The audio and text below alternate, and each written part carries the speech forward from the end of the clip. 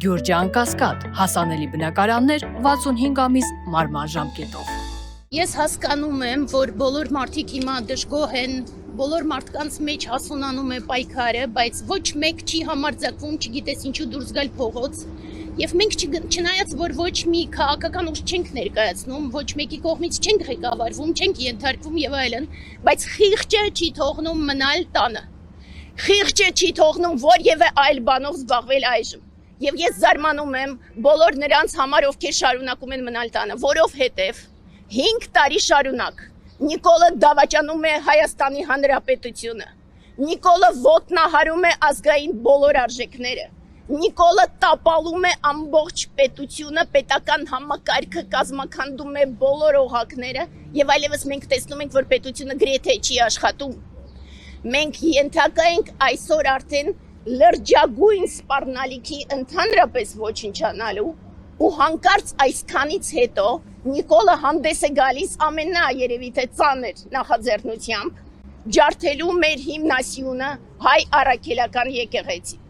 Եվ դրա համար մենք այս անգամ այնտեղ,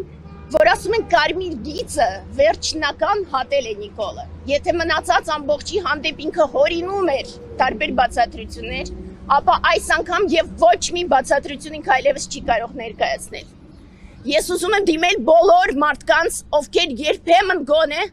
վառում են մոմեր եւ աղոթում են առ Աստված։ Որտեղ եք դուք այժմ, երբ որ ձեր հավատը ոտնահարված է։ Որտեղ եք դուք այժմ, երբ որ Նիկոլը համարձակվել է պղծել հայ առաքելական եկեղեցին։ Ինքը պղծել է մեր սրբություններից մեկը, մեր հարազատ սուրբ հողերը Արցախը։ Ինքը հանձնել է Արցախը թշնամուն, դա մենք չգիտես ինչու մարսեցինք։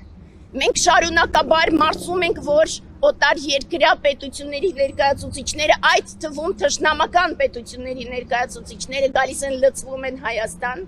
բայց հիմա, եթե մենք հանդուրժենք այս քայլերը, այլևս ընդհանրապես իմաստ չի ունենա համարել, որ մենք ունենք Հայաստան եւ մենք հայ ենք։ Ըստ էս ինչու է նա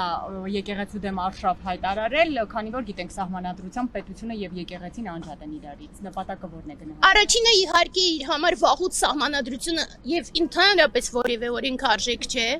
իսկ այս պարագայում ինքը ընկալում է, որ միակ բանը, որ շարունակում է պահել Հայաստանը, դա հենց հայ առաքելական եկեղեցին է։ Եվ ես գիտեմ, որ տարբեր վերլուծաբանները մեկնաբանում են, որ Ադրբեջանի մոլաները հարված սկսեցին հասցնել եկեղեցուն եւ ինքը պարզապես կրկնեց իրենց,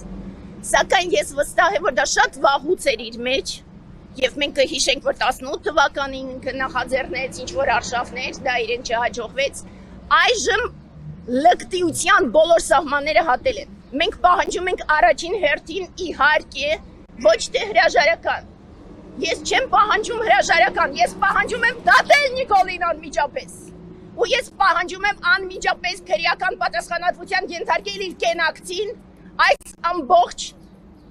բոլոր տեսակի օրենքները ոտնահարելու համար։ Կենակիցն ով է։ Կենակիցը Աննա Հակոբյանն է։ Ինչի համար ինքը ինչ արել։ Ինքը շարունակաբար ամենավերջի բարերով, ես հայհոյանք նույնիսկ չգիտեմ արդեն ինչ սահմաններ իրենք, ես հասկանում եմ, որ կրթություն չունեն, ես հասկանում եմ, որ այդ խորդանոցներում իրենք են մեծացել եւ որևէ կրթություն չեն ստացել, դրա համար երբեմն փորձում են ասել, որ կրթությունը նորաձև է, որ իրենց ներշնչեն, որ կրթություն են ուզում ստանալ, այնուամենայնիվ իրենց պետք է դատել, անհապաղ։